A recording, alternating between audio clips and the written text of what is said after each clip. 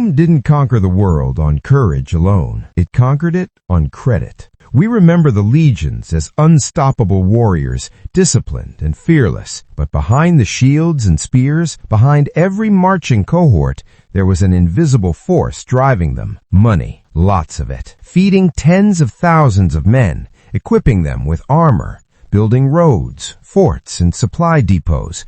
It all cost more than a city treasury could handle on its own. Horses, siege engines, weapons, and food. They were all expensive, and Rome didn't always have enough cash lying around. So how did Rome keep the machine moving? How did it fund centuries of conquest? And more importantly, what does it teach us about the world today? In the beginning, Rome's army was simple. Citizen soldiers. You owned land, you fought. You brought your own weapons. You went home after the campaign. But as Rome expanded, wars became longer, farther, and deadlier. Citizen soldiers couldn't handle it. Rome needed professionals, and professionals required pay. That's when the state began to finance its army directly. Small stipends for soldiers turned loyalty into a paycheck. But that alone wasn't enough. Rome discovered something even more powerful. War could pay for itself. Conquered provinces brought taxes, tribute, mines, and slaves. Expansion became a revenue stream.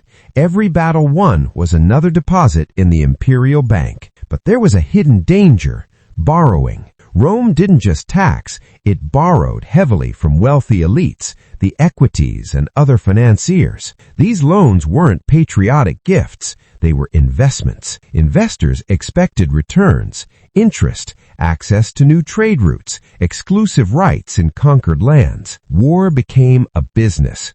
The more profitable the war, the more wars were fought, and that cycle reshaped the empire. Generals rose in power by promising loot. Senators became shareholders in conquest. Private contractors handled logistics, taxes, and public works, often skimming profits. The empire had built a military-industrial economy long before the term existed, but the system had limits. Conquest slowed. Rebellions drained coffers. Rome resorted to debasing its currency, reducing silver content in coins to cover obligations. Inflation followed. Confidence in money collapsed. The rich insulated themselves with land and slaves. The poor carried the burden. The state demanded more from them. Taxes, conscription, labor. Public institutions crumbled. Corruption soared. Sound familiar? Today, governments run trillion-dollar deficits. Wars and social programs are funded by debt. Central banks print money to cover the gaps. A financial elite profits while ordinary people bear the cost through inflation, reduced services, and economic instability. Expansion, whether military, financial, or economic, becomes necessary to sustain the system. History shows us the danger.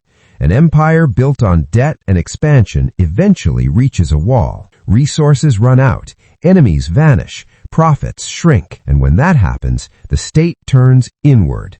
Taxation rises, currency weakens, control tightens. Bread and entertainment distract the population, while wealth concentrates at the top. Today, it's not called tribute. It's called monetary policy, quantitative easing, deficits. But the mechanics are the same. Debt fuels growth. Borrowing funds wars. Wealth concentrates.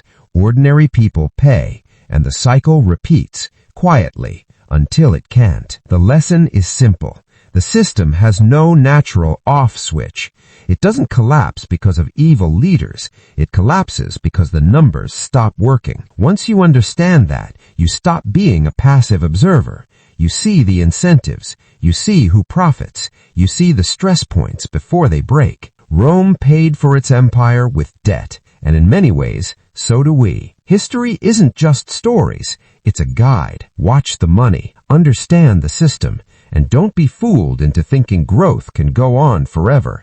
Because empires, ancient or modern, don't fall when enemies arrive. They fall when the math stops adding up.